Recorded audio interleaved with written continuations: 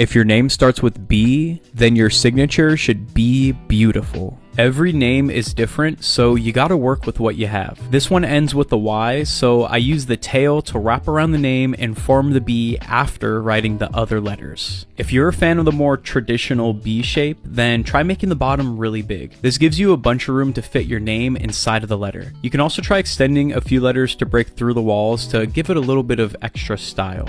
Sometimes you want to do something extra fancy, and this is perfect for that. If you start at the bottom, then you can take the top and slice it through itself, forming a perfect underline for the rest of the name.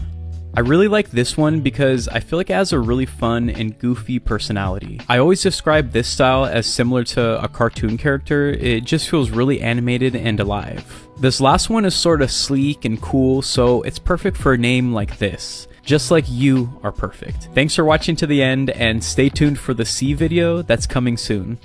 Mwah.